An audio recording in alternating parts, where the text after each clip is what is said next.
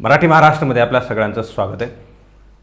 2 सभा बीडमध्ये झाल्या आणि राजकीय नेत्यांनी बीड जिल्हा का निवडावा हा सगळ्यांना पडलेला प्रश्न आहे।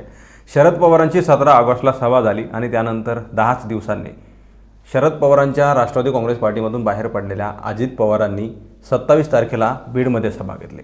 खरं तर ही सभा शरद पवारांच्या 17 तारखेच्या सभेला उत्तर सभा म्हणून सांगितलं जात होतं।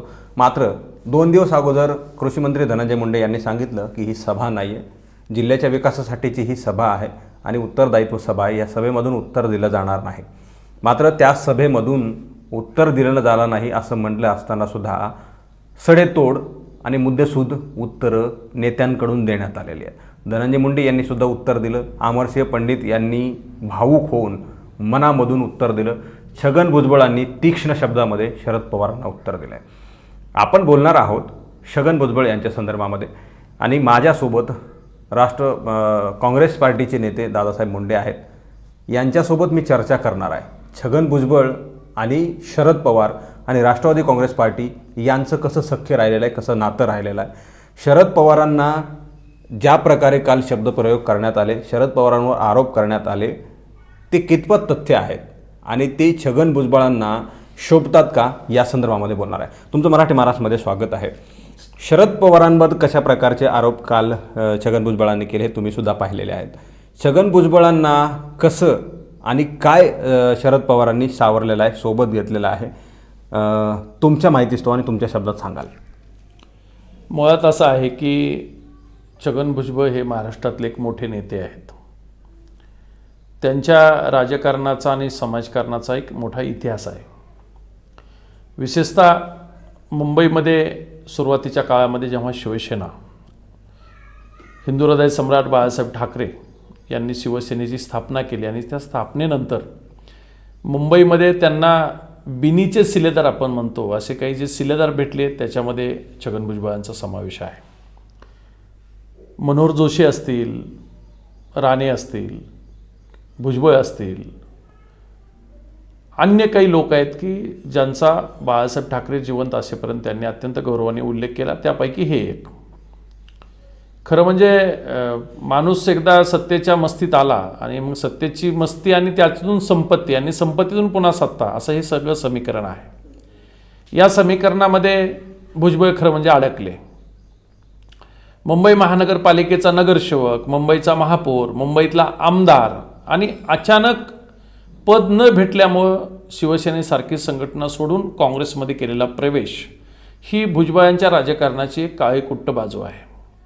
भुजबळ आज किती जरी सांगत असले की माझ्यावर अन्याय झाला आहे, मी हे केलं आहे, मी ते केलं आहे, परंतु भुजबळ हे विसरत आहेत की भुजबळ जेव्हा सुधाकर नाईक महाराष्ट्राचे मुख्यमंत्री होते तेव्हा भुजबळांचा इकडे प्रवेश झाला। नागपूरच्या अधिवेशनात आम्ही तसं विद्यार्थी होतो, परंतु विद्यार्थी चळवळीत असल्यामुळे आम्हाला ती घटना आजही आठवते की मनोहर जोशी शिवसेनेचे विरोधी पक्षनेते होते आणि त्यांना विरोधी पक्षनेतेपद देऊ नये, कारण शिवसेना वाढवण्यामध्ये ब्राह्मणेतर म्हणून माझा मोठा वाटा आहे। कारण भुजबळांच्या राजकारणाचं बलस्थान काय आहे तर भुजबळ ओबीसी आहेत, हे त्यांचं बलस्थान आहे। याच्या पलीकडे भुजबळांचं काय बलस्थान आहे तर ते शिवसैनिक आहेत, म्हणजे ते ओबीसी आहेत, ते शिवसैनिक आहेत। ही बलस्थानं असताना सुद्धा ते आज ज्या पद्धतीनं टाहो फोडत आहेत, तो टाहो मात्र ते जसे काही एखादे संस्थानिक आहेत अशा पद्धतीचा तो टाहो आहे।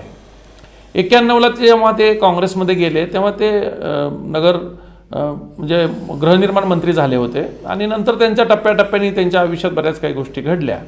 पुढे ते शरदचंद्रजी पवार साहेबांचे एकदम सहकारी झाले, जिवलग झाले, अत्यंत विश्वासू झाले।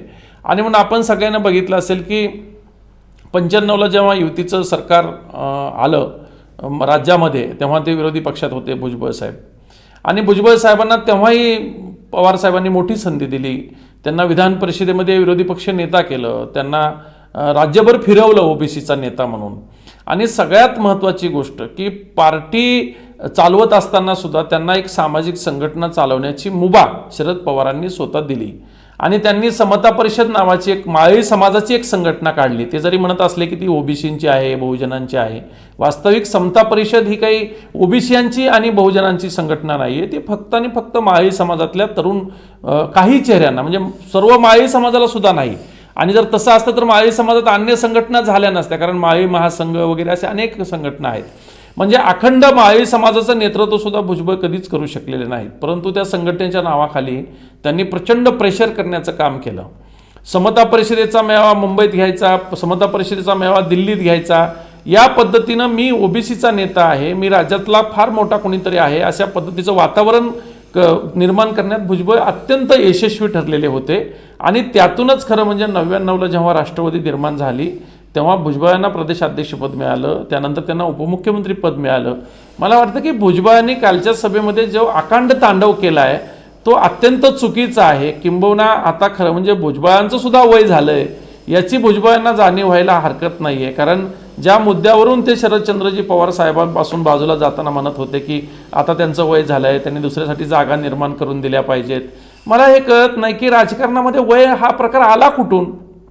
म्हणजे या देशामध्ये 83 वर्षाचा पंतप्रधान होत असेल देशामध्ये, 70-75 नंतर जर राजकीय धुमारे फुटत असतील तर तुम्ही कशासाठी या वयाच्या गोष्टी करतात. ते काही नोकरी थोडीच आहे की 60 वर्ष झालंय तुम्ही आता रिटायर व्हा आणि बाजूला व्हा, असं नाही आहे. राजकारण हे क्षेत्र असं आहे, ते एक वृत्त आहे, ते एक सामाजिक बांधिलकी आहे आणि तुमच्या शेवटच्या क्षणापर्यंत तुम्हाला या क्षेत्रामध्ये राहावं लागतं. कारण तुम्ही सगळं जेव्हा सामाजिक क्षेत्रात येता, राजकीय क्षेत्रात येता, तेव्हा हे ठरवून येता की आता आपलं जे काही आयुष्य आहे, भविष्य आहे ते ह्याच क्षेत्रामध्ये. आणि मग कुठल्या तरी माणसाचं वय झालंय म्हणून त्याला बाजूला व्हा म्हणायचं. मग आता एकदा राजकारणामध्ये हे ठरलं पाहिजे की किती वर्षाला बाजूला व्हायचं आणि मग तसा एकदा कायदाच करून घेतला पाहिजे सभागृहामध्ये की इतकी वर्ष झालं की त्यांनी कोणत्याही संसदीय पदावर राहू नये. असा तरी कायदा करण्याची हिंमत भुजबळामध्ये आहे का, असं मांडण्याची तरी त्यांची तयारी आहे का. म्हणजे ते सुद्धा 80च्या घरामध्ये असताना ते शरद पवारांच्या वयाचा मुद्दा करतात. काल भुजबळांचं भाषण म्हणजे हे त्यांचं वय झाल्याचा नमुना आहे असं माझं मत आहे. आता तुम्ही वयाचा उल्लेख केलेला आहे, मात्र तुम्ही सुद्धा सांगितलं की छगन भुजबळांचं सुद्धा वय झालेलं, आता त्यांनी रिटायर होणं गरजेचं आहे. मात्र शरद पवारांचं जे काही वय काढतायत हे लोक, मात्र आता ज्यावेळी शरद पवारांनी ह्यांना आत्ता इथपर्यंत आणून सोडलेलं आहे आणि काही मागच्या 2 महिन्यांपासून हे बाहेर जात आहेत आणि शरद पवारांकडून ज्या काही चुका झालेल्या आहेत किंवा मग ह्यांनी झालेल्या आहेत का नाही हे जाहीर सभेमध्ये सांगणं कितपत योग्य आहे. ह्यांच्यासाठी काही मर्यादा किंवा मग मान मर्यादा आहे की नाही काही. मुळात असं आहे की एकंदरीत महाराष्ट्रातलं जे राजकारण आहे सध्याच्या स्थितीमधलं, त्या राजकारणाचं मूळ आहे शरदचंद्रजी पवार साहेब. म्हणजे असं बोललं जातं, वर्तमानपत्राच्या क्षेत्रातली माणसं बोलतात, यातली जी तज्ज्ञ माणसं आहेत ती बोलतात, राजकारणातली जी अनुभवी माणसं आहेत ती हे बोलतात की भारतीय जनता पार्टीच्या केंद्रीय नेतृत्वाने देवेंद्र फडणवीसांना असं सांगितलेलं होतं की तुम्हाला महाराष्ट्रात जे काही करायचं आहे त्याचे पूर्ण अधिकार आहेत. मग तुम्ही शिवसेना फोडा, तुम्ही राष्ट्रवादी फोडा, तुम्ही काँग्रेस फोडा, काही फोडा, परंतु लोकसभेची संख्या आपली वाढली पाहिजे.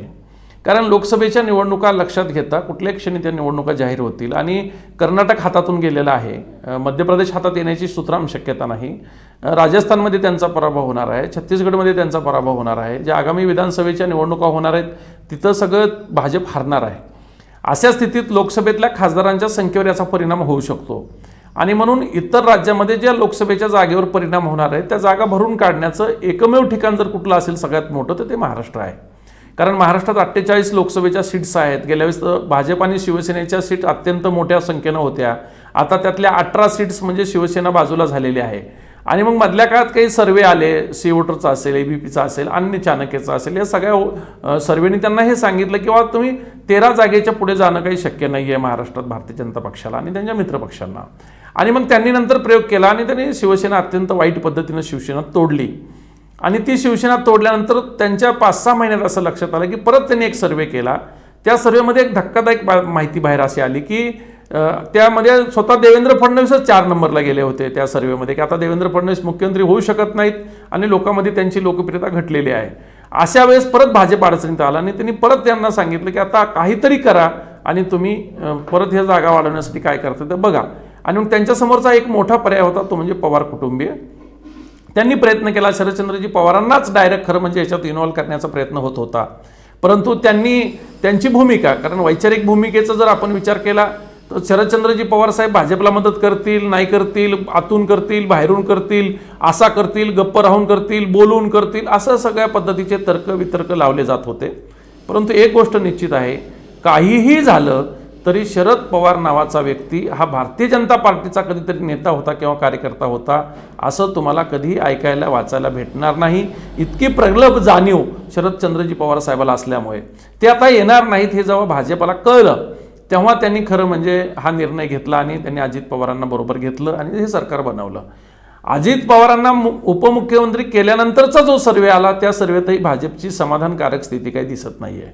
अशा स्थितीमध्ये केंद्राच्या नेत्यांचा यांना असा निरोप आहे म्हणे की जोपर्यंत शरदचंद्रजी पवार येणार नाहीत तोपर्यंत फार काही फरक पडणार नाही आणि म्हणून त्यांनी अजितदादांना कदाचित वेटिंगवर ठेवलेलं आहे की तुम्ही पवारांना घेऊन या आणि मुख्यमंत्री व्हा. मला वाटतं की ही फार मोठी गोष्ट आहे आणि मग पवार साहेबावर प्रेशर आणायचं तर कसं आणायचं आणि म्हणून एक प्रेशर दबाव तंत्राचा एक भाग म्हणून मला वाटतं की बारामतीची आणि बीडची सभा आहे. त्याचं कारण असं आहे की पवार साहेबांनी हे सगळं घडल्यानंतर पहिली सभा घेतली ती येवल्यात घेतली आणि दुसरी धनंजय मुंडेंच्या मतदारसंघात घेतली म्हणजे बीडमध्ये घेतली. आता काही लोक असं बोलतात म्हणजे जेव्हा आम्ही रस्त्यावर टप्प्यावर चर्चा करतो आपण काही लोक बसतात सगळ्या विचाराची तेव्हा त्यांचं म्हणणं आहे की पवारांनी फक्त ओबीसीच्याच 2 नेत्यांना टार्गेट केलंय आणि हे काही बरोबर नाही आहे. मला वाटतं की थोडंसं जरा याच्या पलीकडे जाऊन आपण विचार केला पाहिजे की भुजबळ ओबीसी कधी झाले हा प्रश्न आहे. कारण येवल्यात कायम भुजबळांच्या विरोधात लढणारा जो माणूस आहे तो वंजारा समाजाचा असतो ही लक्षात घेण्यासारखी गोष्ट आहे. कदाचित आपल्या ऐकणाऱ्या लोकांना माहितीसाठी एक गोष्ट सांगतो. भुजबळ ज्या मतदारसंघात लढतात तो मतदारसंघ हा वंजारा बहुल मतदारसंघ आहे. येवला आणि नांदगाव हे 2 मतदारसंघ वंजारा समाजाचं बऱ्यापैकी मतदान असलेले मतदारसंघ आहेत आणि या मतदारसंघामध्ये माळी प्लस मराठा म्हणून भुजबळ विनिंग होतात. आपल्याला आठवत आहे की माहीत नाही काही लोकांना आठवत असेल की 1999ला जेव्हा काँग्रेस आणि राष्ट्रवादी वेगळं झालं तेव्हा भुजबळ लढले कारण भुजबळ 95ला मुंबईत अत्यंत वाईट पद्धतीने हरले होते बाळा नांदगावकरांच्या विरुद्ध. कारण अत्यंत सामान्य कुटुंबातल्या पोरांनी भुजबळांचा दर्दनाक पराभव केला होता नांदगावमध्ये मुंबईतल्या नांदगावमध्ये आणि मग त्यांनी तो नांदगाव मतदारसंघ सोडून दिला. माझगाव मतदारसंघ सोडला नांदगावमध्ये आले ते म्हणजे माझगावमधल्या पराभवानंतर त्यांची अवस्था दयनीय झाली होती आणि मग पवारांनीच त्यांना खरं म्हणजे येवला सुचवलं नांदगाव सुचवलं आणि मग ते आले तिथे. खरं म्हणजे तेव्हा वंजारा समाजातले अत्यंत प्रतिष्ठित आणि शैक्षणिक क्षेत्रात काम असलेले नरेंद्र दराडे हे काँग्रेस पक्षात होते. नरेंद्र दराडेंची आणि भुजबळांची फाईट झाली 99ला कारण काँग्रेस राष्ट्रवादी वेगळं होतं आणि काही शेकडा मतात म्हणजे 500-600 मतांनी काहीतरी भुजबळ जिंकले आणि दराडे हारले. आता विचार करा ज्या मतदारसंघामध्ये पवारांनी प्रचंड ताकद लावली होती तिथं सुद्धा भुजबळ फक्त 500 मतांनी विनिंग झाले होते.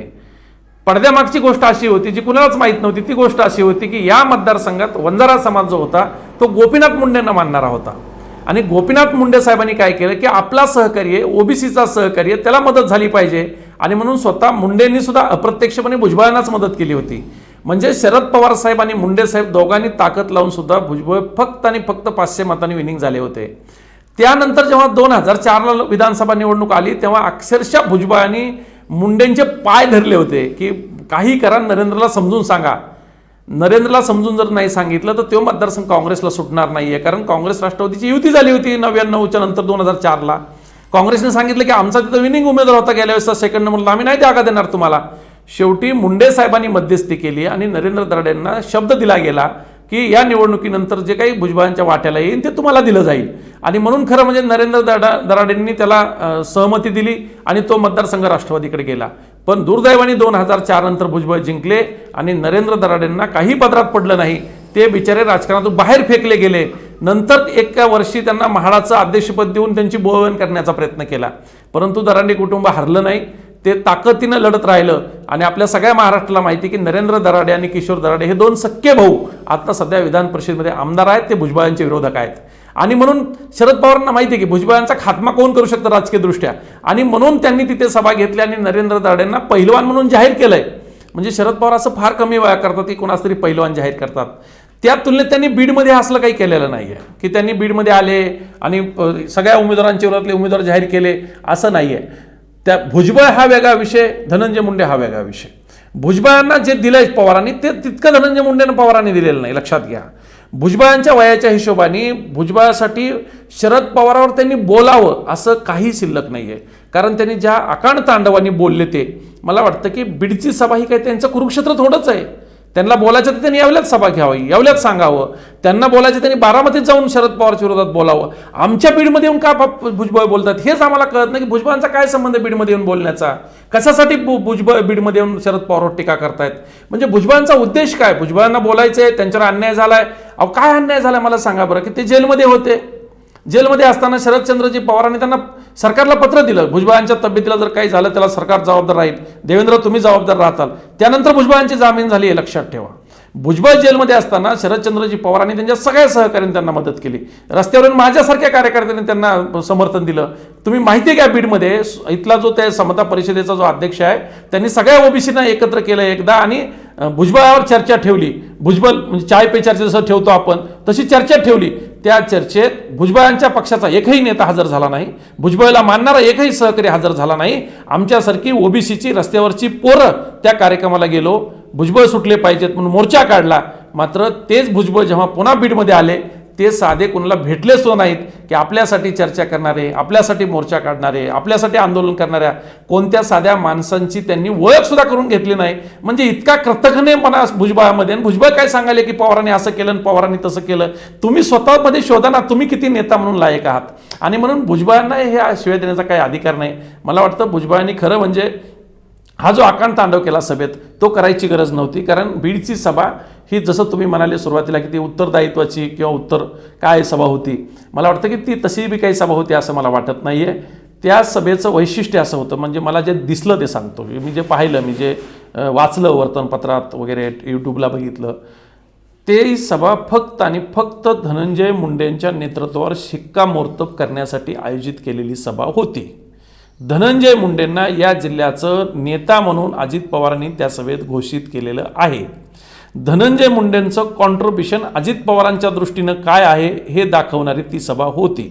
त्या सभेमध्ये संयोजक हे स्वतः धनंजय मुंडे होते असं त्यांच्या चित्रावर आणि बॅनरवरून लक्षात येतं. कारण जे मुख्य बॅनर्स आहेत, जे पोस्टर्स आहेत त्याच पोस्टरवर राष्ट्रीय आणि राज्यस्तरीय नेते सोडले तर फक्त आणि फक्त धनंजय मुंडेंचे फोटो होते. त्याच्या व्यतिरिक्त अन्य जिल्ह्यातल्या कोणत्याही नेत्याचा फोटो नव्हता, कोणत्या आमदारांचा फोटो नव्हता, कोणत्या कार्यकर्त्यांचा फोटो नव्हता. याचा अर्थ ती पूर्ण सभा एक हाती धनंजय मुंडे यांनीच आयोजित केली होती. त्यांनीच ताकद लावली, त्यांनीच यशस्वी करून दाखवली. आणि या जिल्ह्याचा कोणी काहीही म्हणलं तरी लोकनेत्या केशरबाई क्षीरसागरानंतर गोपीनाथ मुंडे आणि गोपीनाथ मुंडेनंतर धनंजय मुंडेच या जिल्ह्याचा नेता आहे असं सिद्ध करण्यासाठी ती सभा झाली. त्यामुळं त्या सभेत येऊन यांनी असं काही बोलावं हे कोणालाही अपेक्षित नाहीये. सकाळी फिरायला जाणारे जे लोक असतात त्यांच्यात चर्चा केल्यावर, रिटायर झालेल्या माणसावर चर्चा केल्यावर कळतं की त्या सभेचा आउटपुट काय आहे. आणि म्हणून तो एक स्वतंत्र विषय. आणि म्हणून भुजबळांच्या नांदगावच्या सभेचा आणि बीडच्या सभेचा आपल्याला काही संबंध येत नाही असं मला वाटतं.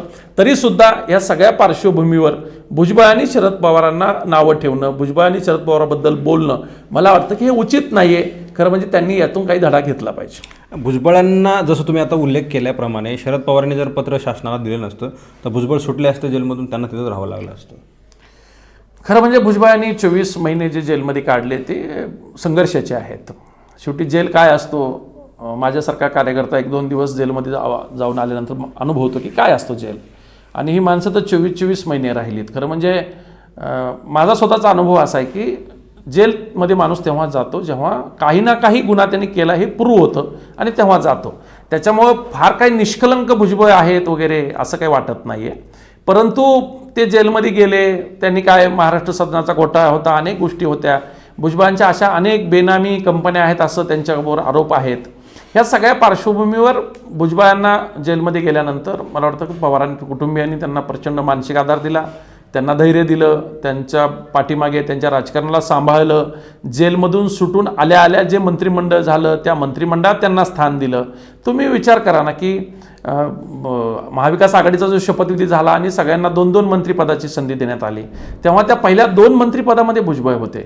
आता मला सांगा की एवढ्या मोठा आरोप असलेल्या मंत्र्याला म्हणजे माणसाला, आरोपीला, गुन्हेगाराला तुम्ही आल्याला संधी देता म्हणजे याचा अर्थ काय? पवारांचं तुमच्यावर प्रेमच होतं.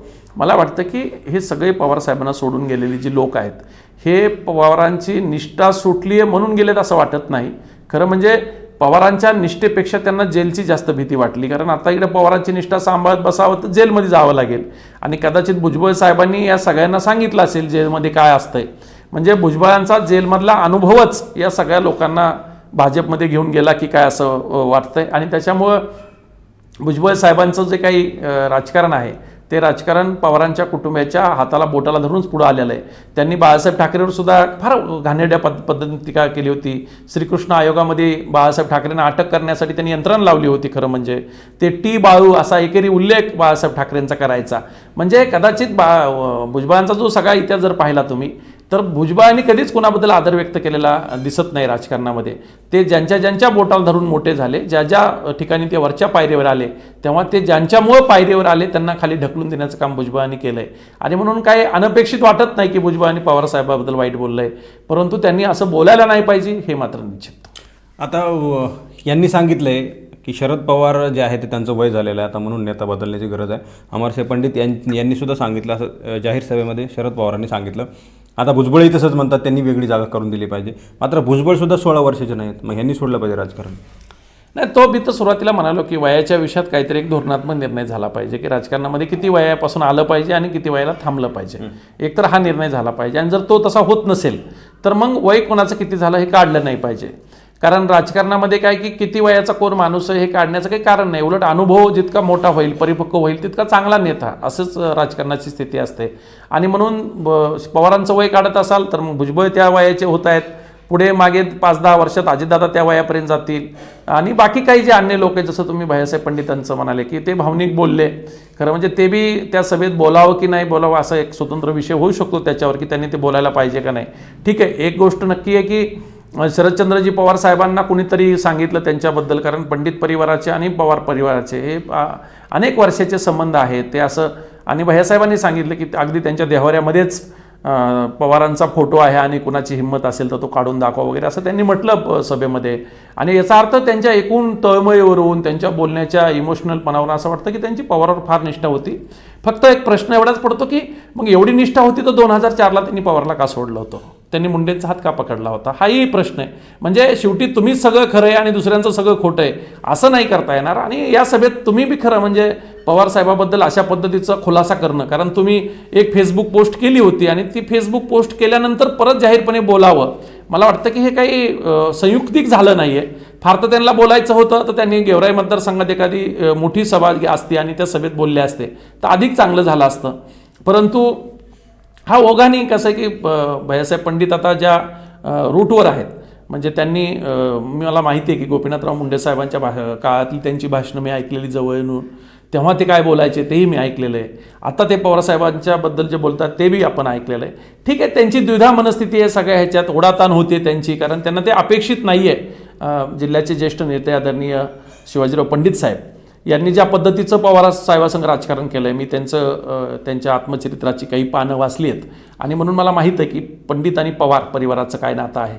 परंतु राजकारणात हे अनपेक्षितपणे काही घडतं आणि मग हा निर्णय करावा लागतो. अशा स्थितीमध्ये त्यांची घालमेल होणं स्वाभाविक आहे पंडितांची. परंतु ही घालमेल होत असताना जाहीरपणे असं इमोशनल त्यांनी व्हावं हे काही लोकांना पटलेलं आहे फार असं काही म्हणता येणार नाही. नक्कीच. तर हे तो दादासाहेब मुंडे आणि छगन भुजबळांबद्दल ज्या काही गोष्टी घडल्या आणि छगन भुजबळांनी शरद पवारांवर जे काही आरोप केलेले हे तथ्यहीन आहेत. म्हणजे कशा प्रकारची, आता आपण फारच खालच्या शब्दामध्ये जाणं अजिबात उचित नाही आहे किंवा मग गरजही नाही. शरद पवारांना कशा प्रकारे कशी मदत केलेली आहे. आता मला वाटतं जेलमध्ये जाऊन येणारा व्यक्ती तोच सांगू शकतो की जेलमध्ये काय असतं आणि जेलमध्ये जाण्यापासून वाचवणारा माणूस किती मोठा असू शकतो. मग जेलमध्ये काय असतं आणि त्याच्यानंतर न जाऊ किंवा मग जाऊ देणारा न माणूस आहे त्याला किती प्रकारे मदत केली जाऊ शकते, यासाठी या सगळ्या गोष्टी आहेत. आणि शरद पवारांना, म्हणजे शरद पवारांनी छगन भुजबळांची जी प्रकृती होती, आपण फोटोही पाहिले असतील, ते फोटो कसे होते आणि छगन भुजबळांची प्रकृती कशी होती आणि त्याच्यानंतर छगन भुजबळांना हॉस्पिटलाइज केलं जावं किंवा मग त्यांना जे आहे ते त्यांची प्रकृतीची चेकअप किंवा मग त्यांना चांगल्या प्रकारचं दवाखाना व्हावा असे पत्र जे आहे ते शरद पवारांनी वेळोवेळी पाठवले आहेत. आणि शेवटीसुद्धा एक पत्र पाठवलं, जर छगन भुजबळांची जर प्रकृती जर खालावली तर याला देवेंद्र फडणवीस आणि त्यांचं सरकार जबाबदार राहील असं म्हटल्यानंतर छगन भुजबळांना 2 दिवसानंतर बेल मिळते. आणि दुसरी महत्त्वाची गोष्ट म्हणजे छगन भुजबळ जेलमधून बाहेर येतात आणि त्याच्यानंतर त्यांना महाविकास आघाडीच्या मंत्रिमंडळामध्ये घेतलं जातं. या सगळ्या गोष्टी फार काही सांगून जातात आणि त्यामुळे शरद पवारांवर टीका करणं कितपत योग्य आहे ह्याचा विचार मी, तुम्ही किंवा मग इतर कोणी नाही तर स्वतः छगन भुजबळांनी करावा आणि प्रेक्षकांनी सुद्धा करावा असं मला वाटतं. कॅमेरा पर्सन परिवर्तनसह मी संग्राम धनवे, मराठी महाराष्ट्र न्यूज, बीड.